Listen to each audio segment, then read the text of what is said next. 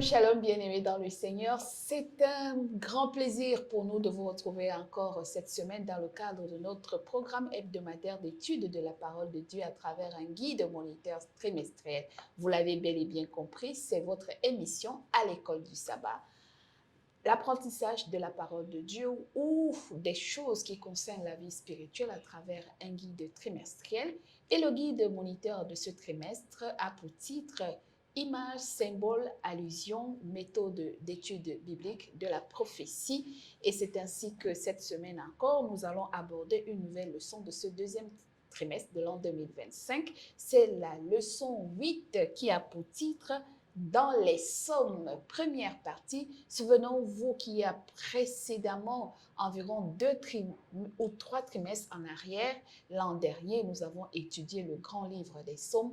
Pourquoi nous y reviendrons cette semaine? Nous allons apprendre les images, les allusions, les symboles utilisés dans le livre des Psaumes et qui nous renvoient toujours à des comparaisons ou à des images qui renvoient à la prophétie biblique à travers le plan du salut. Et pour en parler cette semaine encore, nous avons notre pasteur Jérémie présent comme d'habitude dans ce programme. Bonjour pasteur. Bonjour ma soeur, bonjour tout le monde.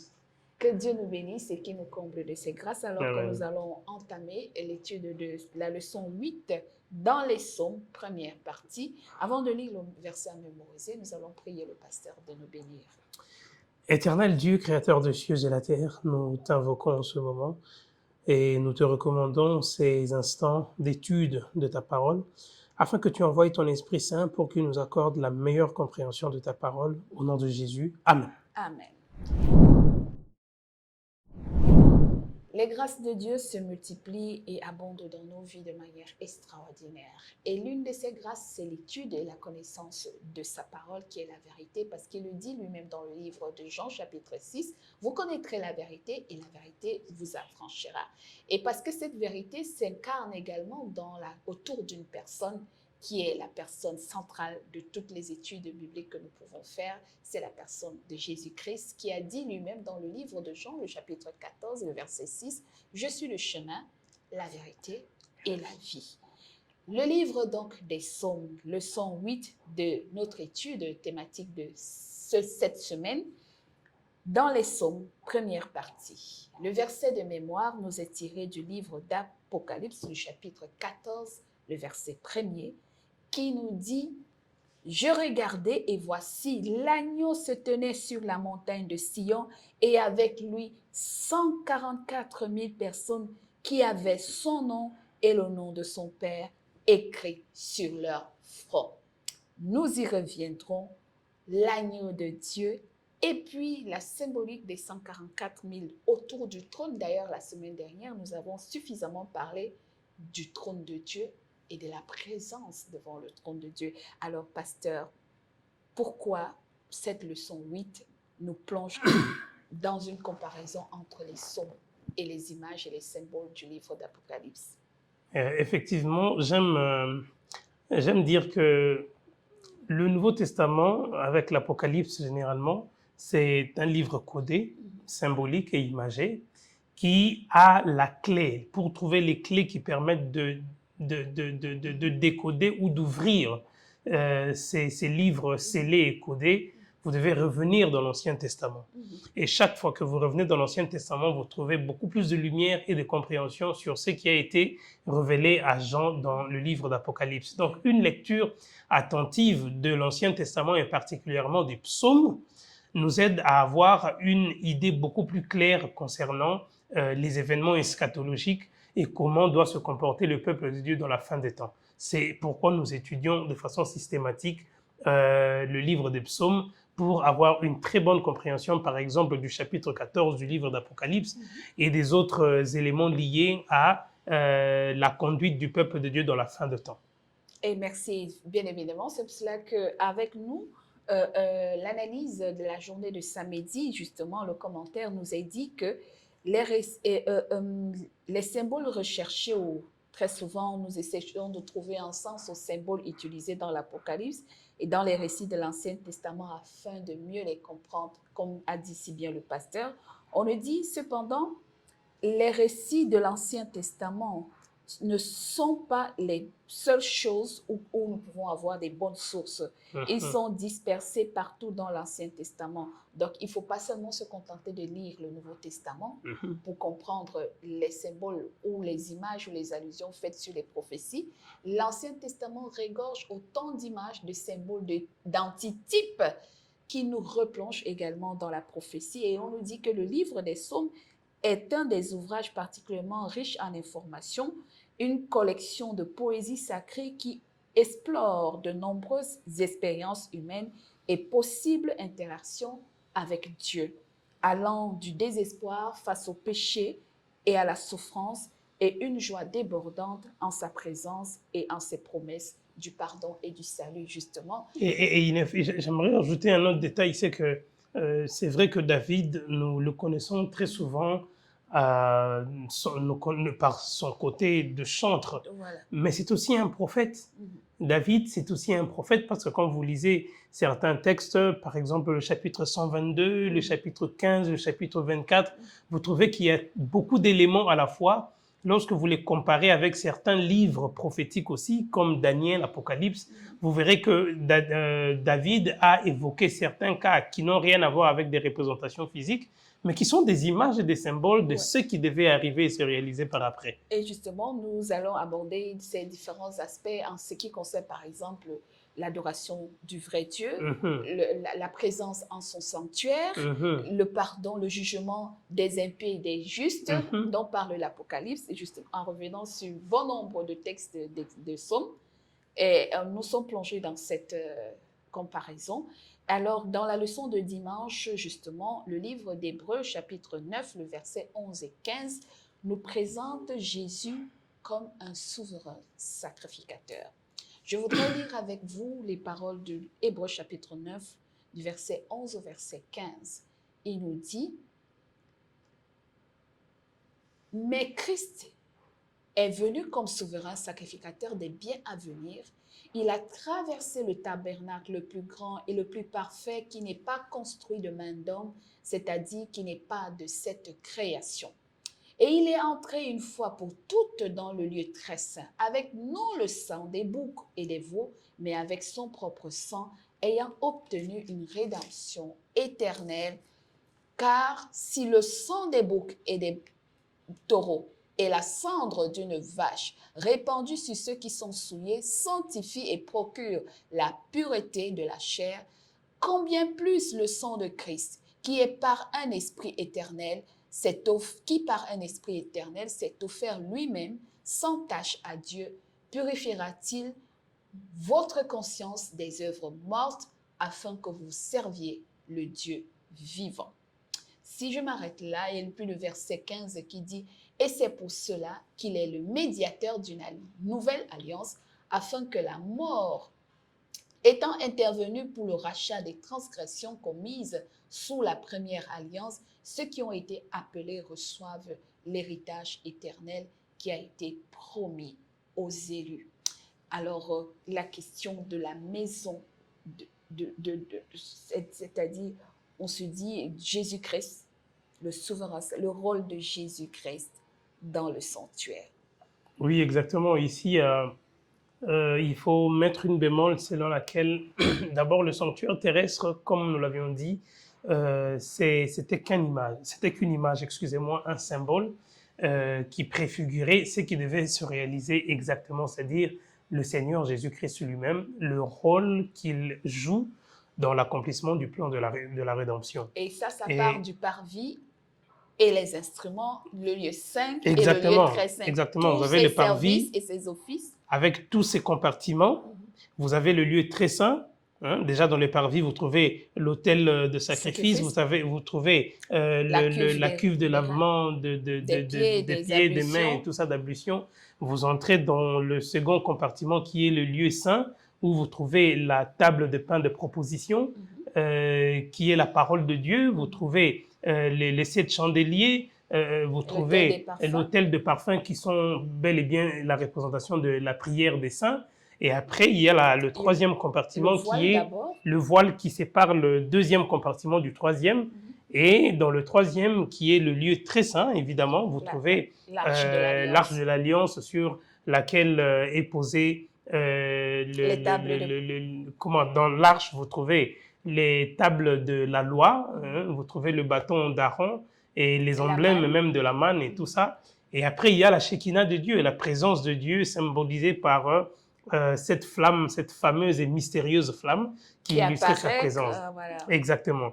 Et maintenant, toutes ces choses n'étaient qu'une nombre de choses à venir. Nous dit l'apôtre Paul. Exactement, parce que le Christ lui-même, parce que quand vous lisez dans Exode le chapitre 25, le verset 40, lorsque Dieu donne le modèle à Moïse pour construire le sanctuaire, il lui dit de le faire selon le modèle du ciel. Ce n'était pas une improvisation humaine ou terrestre.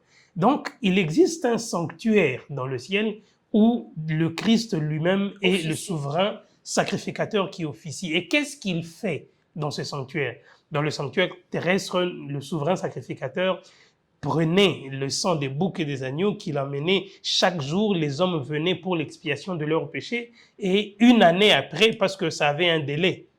Donc, il y avait le service quotidien et le service annuel. Exactement. Ça fait que lorsque l'année passait, le délai d'expiration arrivait.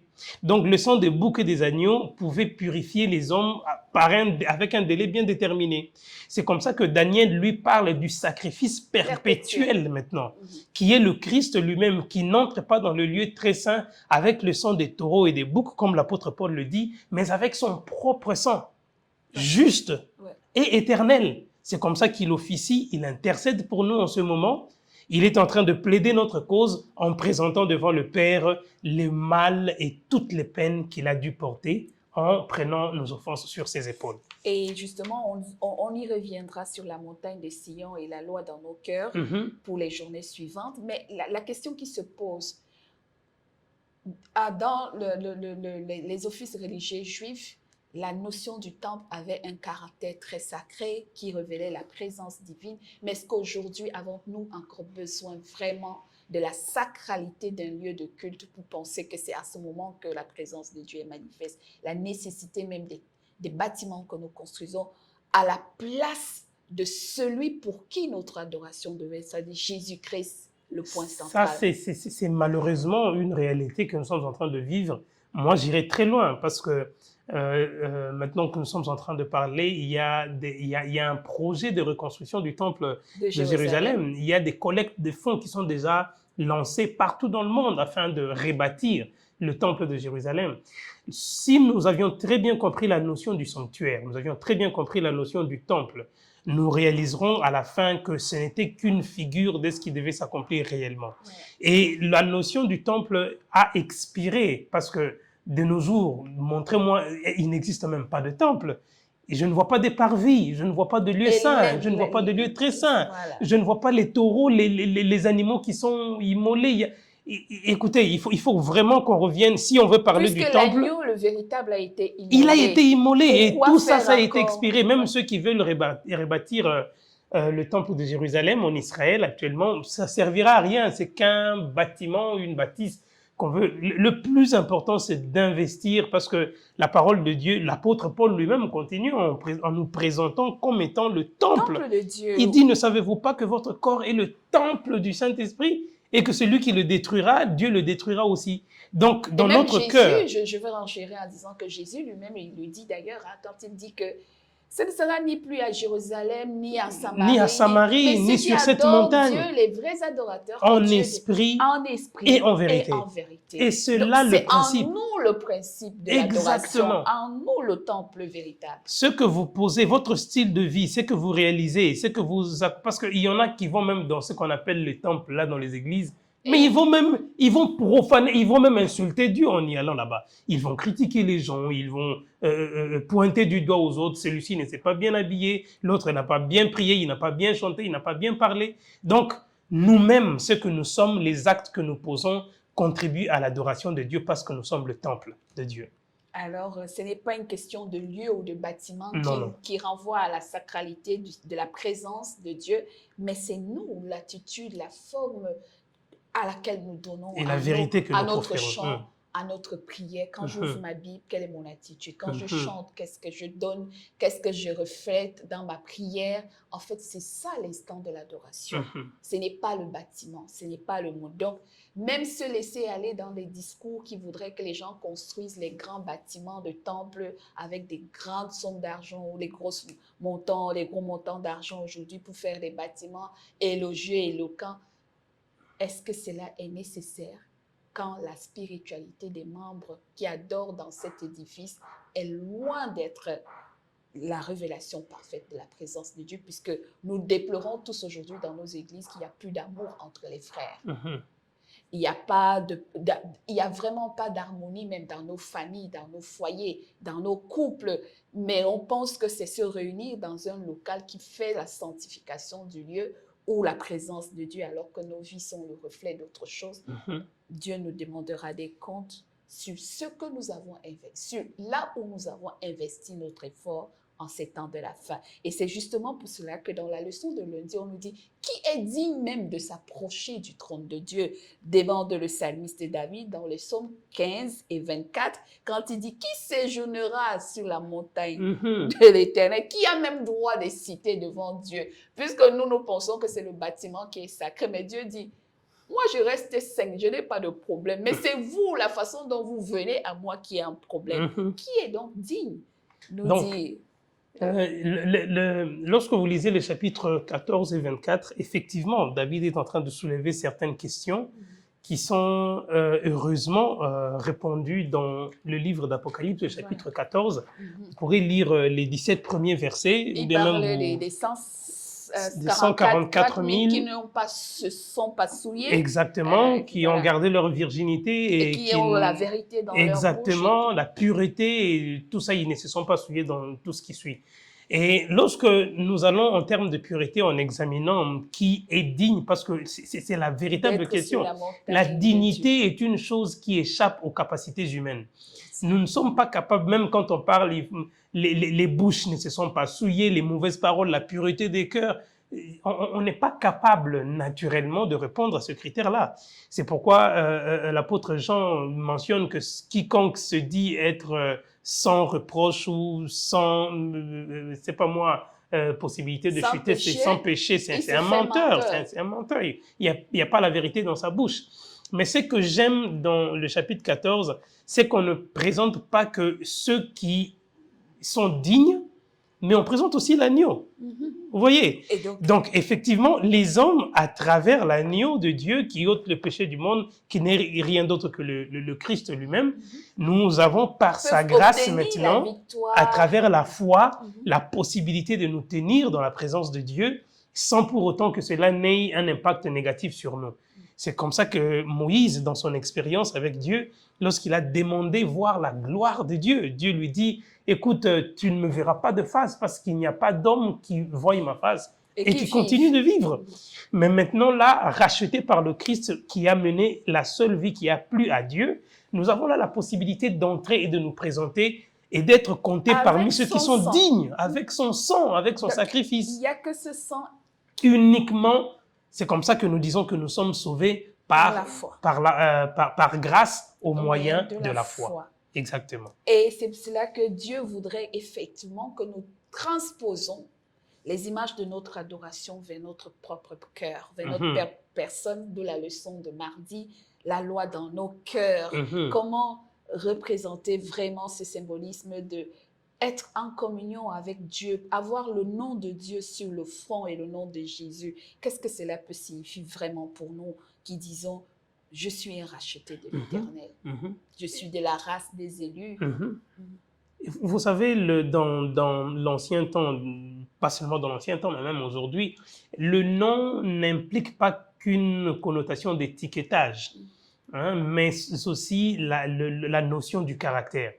Lorsque j'ai mon enfant, ma fille ou bien mon fils, je lui donne le nom de mon père ou de ma mère ou de mon oncle, je veux que le caractère de mon père ou de ma mère ou de mon oncle ou de ma tante se reflète sur la vie de l'enfant. Et c'est ce que nous vivons particulièrement. Et dans l'ancien Israël, le sens de nom impliquait aussi le caractère. Et quand la Bible parle de ces rachetés qui ont le nom de Dieu sur leur front. C'est-à-dire, ici, on parle du front, mais il s'agit bel et bien du commandement de Dieu qui est gravé dans notre conscience. Parce qu'il dit lui-même que l'heure viendra, le moment viendra, où lui-même écrira sa loi au plus profond de nos cœurs. Et il nous donnera, il ôtera les cœurs des pierres et il nous dotera des cœurs de chair sur lesquels il va écrire sa loi. Et donc, ça sera dans notre conscience. Le front, c'est parce que c'est la conscience, c'est la tête et c'est le cerveau qui va directement, le centre des décisions et de jugement. Donc, la loi dans nos cœurs n'est rien d'autre que l'observation des commandements de Dieu, la mise en pratique de ce qu'il nous a recommandé. Parce que quand vous lisez dans Apocalypse, chapitre 14, le verset 12, il dit clairement que c'est ici la persévérance des saints qui gardent les commandements de Dieu et la foi de Jésus. Quels sont ces saints-là? Ce sont ces saints qui se tiennent dans sa présence sur la montagne de Sion. Vous voyez, en présence de l'agneau. Donc, vous avez les commandements et l'agneau. L'agneau se présente et là, par la foi, il nous transpose sa justice. Exactement. Et nous, il nous donne maintenant la force de copier ces bonnes habitudes. C'est cela que le baromètre de mesure de notre foi ne devait pas être mon frère, ma sœur. Non, non. Ni X, ni Y, non. ni mon époux, ni mon mari, ni mon fils. Mais le baromètre, plus je me mesure à Jésus-Christ, je me compare. Suis-je digne? Et on se rendra, comme on a appris la semaine dernière, que plus on se rapproche du trône, plus on se sent sale. On découvre ses imperfections. Souillé. Et c'est en vertu de ce pourquoi, justement, Jésus doit être pour nous le point central de notre adoration. Et donc, le livre de Psaumes, justement, nous rappelle ça avant de parler de ceux qui transgressent, de ceux qui ne sont pas dignes ou de ceux qui sont dignes. Qu'est-ce qu'on y retient? Le mal ne peut triompher, un peu le tabernacle de Dieu. Qu'est-ce qu'on y retient? Parce que dans le psaume 5, David nous cite un ensemble de comportements qui nous détachent de Dieu. Et puis, d'un appel à un jugement où Dieu va condamner nos actes et il va mesurer nos actes. Comment on comprend cette leçon à travers le psaume 5? Oui, dans les psaumes 5, lorsque tout en comparant avec Apocalypse. Exactement. Quand vous lisez, il y a des similitudes, il y a des points qui se concordent là-bas, qui se ressemblent, parce que David met l'emphase sur le fait que vous ne pouvez pas, après avoir rencontré Dieu, demeurer le même. Il faut qu'il y ait un changement. C'est comme ça que lui-même donne tout un tas de promesses sur le fait que si Dieu ôte l'iniquité dans moi, voilà ce que je ferai par après. Si Dieu me pardonne mes iniquités, voilà, je témoignerai et je chanterai ses louanges. Il est en train d'avancer les faits selon lesquels il est vrai que le mal ne peut pas habiter en présence de Dieu, mais par la compensation du sacrifice de l'agneau, nous avons cette possibilité d'obtenir miséricorde et de ne plus, le pardon et de ne plus demeurer le même. Et donc, nous ne pouvons pas rester silencieux lorsque le nom de Dieu est gravé dans nos cœurs et lorsque sa parole vient nous vivifier du plus profond de notre intérieur. Et cela est très important parce que notre conduite et notre façon de vivre, notre façon d'appréhender les choses dépend en grande partie de la base de notre foi. C'est parce que j'ai cru, j'étais voleur, que je ne vole plus. C'est parce que j'ai cru que j'étais menteur et que je ne mens plus. J'étais adultère, mais que je ne commets plus de l'adultère. Et donc, en fait, et puis, c'est un processus. Exactement. On grandit en abandonnant petit à petit chaque petite faiblesse. Ça ne devient pas automatique. Et puis, il n'y a pas d'automatisme en ça. Et ce n'est même pas nous-mêmes qui faisons ça. Ça ne dépend pas de nous, en fait. C'est le Saint-Esprit. C'est le Saint-Esprit. Et la foi que nous mettons en ce que le caractère de Jésus triomphe de nos faiblesses.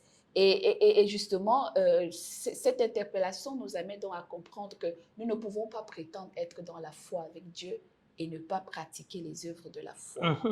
Ce n'est pas ces œuvres de la foi qui nous sauvent, mais tout simplement, c'est que si nous voulons plaire à Dieu et adorer Dieu comme il le désire, nous avons un pas à faire.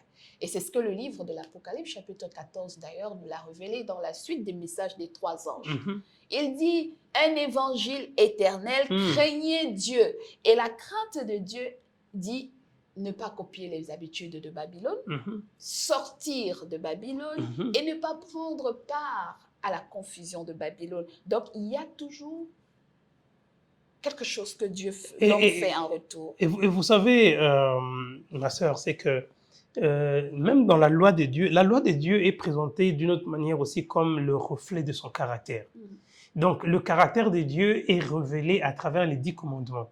Et ici, j'aimerais mettre une nuance parce qu'il y a trop de théories qui essayent d'agencer un débat contradictoire entre la loi et la grâce et des choses pareilles.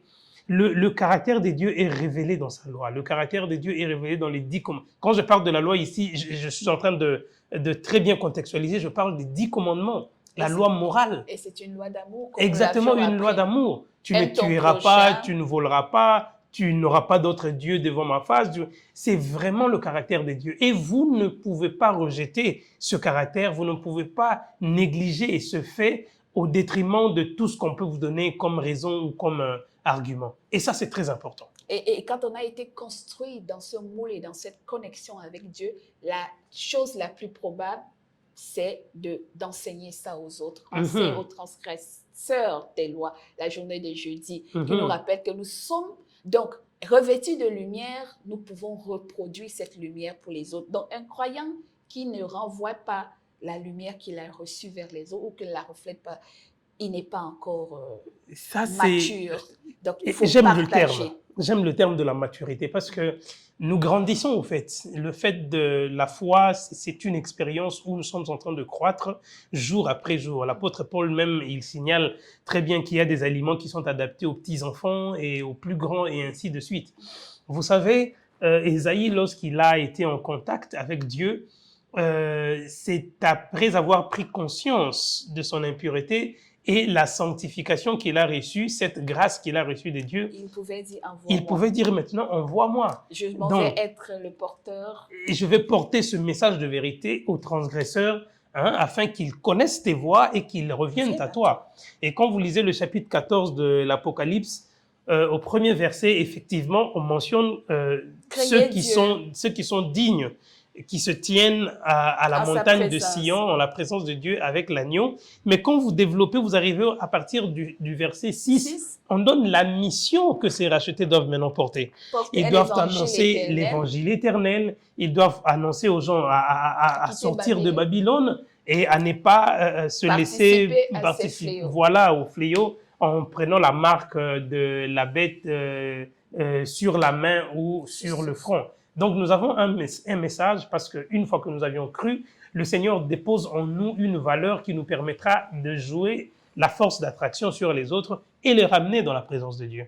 Et c'est pour cela que Jésus lui dira lui-même qu'une lampe posée sous le boisseau ne peut pas... Mais il faut qu'elle soit posée sur la table. Pour qu'elle éclaire. Elle éclaire toute la pièce. Quand je suis converti, possédé par l'Esprit de Dieu, la chose que je devrais attirer les autres à rencontrer Christ, pas moi en tant qu'individu, mais voir Christ au travers de ma vie. Et c'est pour cela que la leçon de vendredi, pour clôturer, nous a dit que le livre de Psaumes est un livre qui a participé beaucoup à connecter les humains avec Dieu. Et à travers ces différents livres qui parlent parfois de la prière, nous savons combien de fois méditer, lire la parole, ou bien se connecter en prière à travers les psaumes a changé et transformé plein de vies.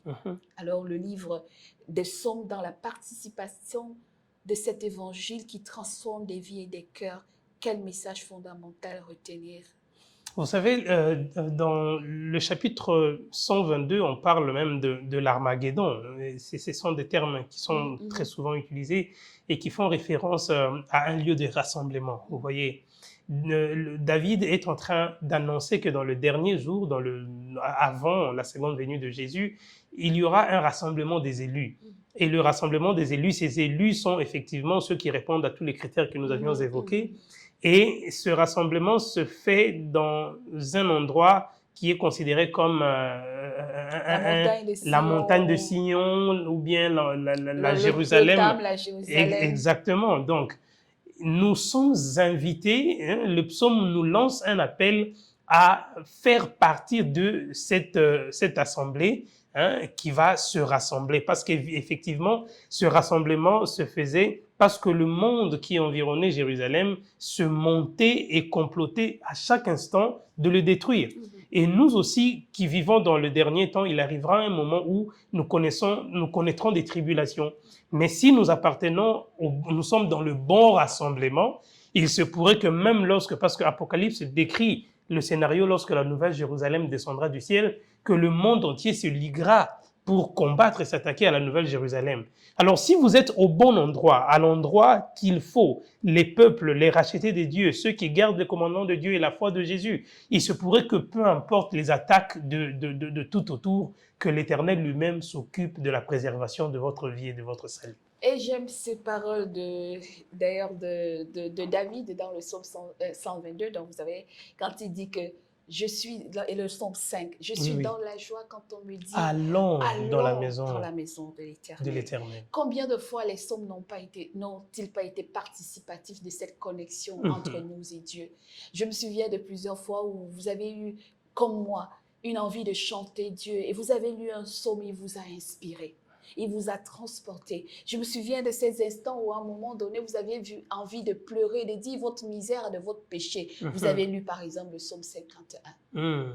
Purifie-moi de mon péché, rends-moi plus blanc que la neige, ô Seigneur, et lave-moi. Tu connais mes fautes, tu connais mes transgressions. Lire seulement un psaume de repentance vous a permis de reconstruire votre relation d'homme, de pécheurs répondant devant Dieu, et même d'exalter Dieu en sa présence, qu'il est beau, qu'il est doux pour des frères de demeurer ensemble. Le psaume 123, parler de cette unité, de cette communion de ceux qui cherchent la face de Dieu et de se rappeler de ses promesses qu'il venge toujours. Même quand vous êtes même en situation d'attaque. Dans le psaume 37, il vous dit très bien, il dit que recommande ton sort à l'Éternel, mets en lui ta confiance et il agira, il fera paraître ta justice comme le soleil à son midi. Donc, Dieu, dans toutes ces circonstances de notre cheminement chrétien, les psaumes nous parlent, ils nous reconnectent à Dieu. Lisez-les et vous allez croître, vous allez développer un lien, une relation extraordinaire avec Dieu, rien qu'en lisant les psaumes. Que Dieu nous aide pendant que nous passons nos moments de méditation ou de prière à lire les psaumes, non pas comme un livre de chevet de lit, ni de chevet de bureau, ni de table, mais comme un moyen de nous connecter à la source de la vie qui est Jésus. Et Jésus transportera tous nos cœurs, tous nos vœux vers le trône de la grâce afin que nous obtenions miséricorde, pardon et salut. Que Dieu nous bénisse donc. C'était la première partie des psaumes. Rendez-vous la semaine prochaine pour la deuxième partie. Si vous avez aimé cette vidéo, n'oubliez pas, likez, aimez, partagez-la surtout autour de vous. Et merci pour vos réactions, retours. Et nous sommes très heureux de savoir que le nombre de vues augmente au fur et à mesure. Que Dieu nous bénisse tous et merci à notre technicien Timambo Ephraim pour sa belle coordination et pour l'offre technique à travers toutes ces conceptions. Nous allons une fois de plus nous séparer donc avec la prière du pasteur Jérémie.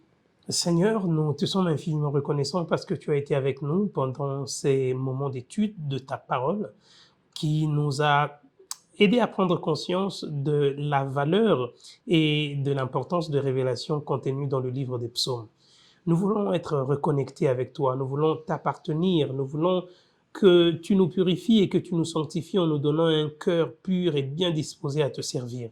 Maintenant que nous avions suivi cette première partie, nous voulons assez que tu nous prépares pour la seconde afin que nous puissions de plus en plus nous rapprocher de ton trône de grâce et de salut au nom de Jésus. Amen.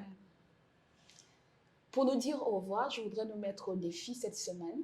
Dites-moi le nombre de psaumes que vous avez lus en commentaire ou bien dites-moi le psaume que vous lirez cette semaine et ce qu'il aura produit ou transformé ou apporté de plus et de positif dans votre vie. Et revenez-nous la semaine prochaine afin qu'ensemble nous témoignons de ce qu'un psaume certainement aura changé un aspect de votre vie cette semaine.